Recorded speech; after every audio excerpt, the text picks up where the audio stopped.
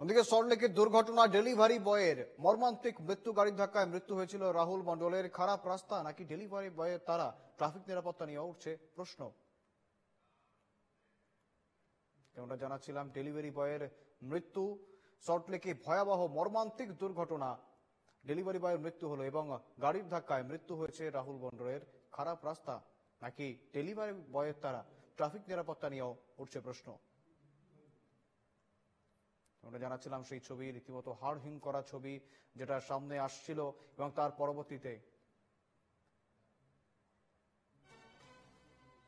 রীতিমতো ট্রাফিক সিগন্যালে দাঁড়িয়ে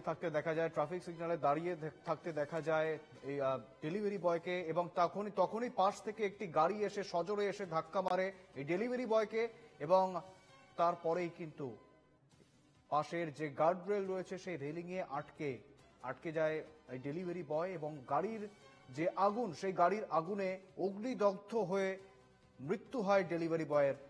আমরা সেই মর্মান্তিক ছবি, মর্মান্তিক দুর্ঘটনা আমি জানবো বিস্তারিত। আমার সঙ্গে রয়েছেন প্রতিনিধি ইন্দ্রনীল ঘোষ।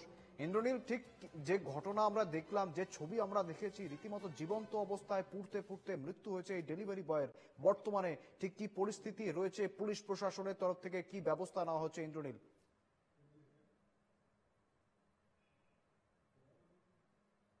দেখো, গতকালকের যে বিকেলের যে ঘটনা, তারপরে এখানে পুলিশের সঙ্গে এলাকাবাসী যারা, তাদের এক প্রকার খণ্ডযুদ্ধ লেগে যায় এবং তার পরবর্তীকালে পুলিশের তরফ থেকে কাঁদানে গ্যাস ছোড়া হয়, দিয়ে পরিস্থিতি নিয়ন্ত্রণে আনা হয়।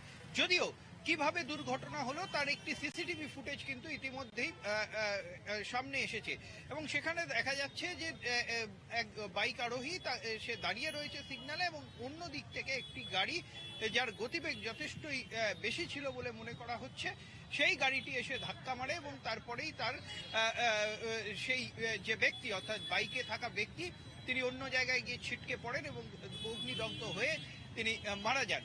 এমনটাই কিন্তু পুলিশ সূত্রেও জানা গিয়েছে।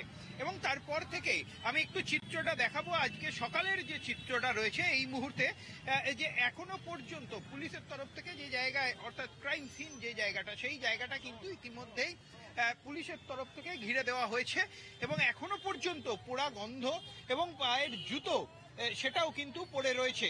পুলিশের তরফ থেকে যেটা জানা যাচ্ছে যে গোটা বিষয়টির কিন্তু তদন্ত চলছে।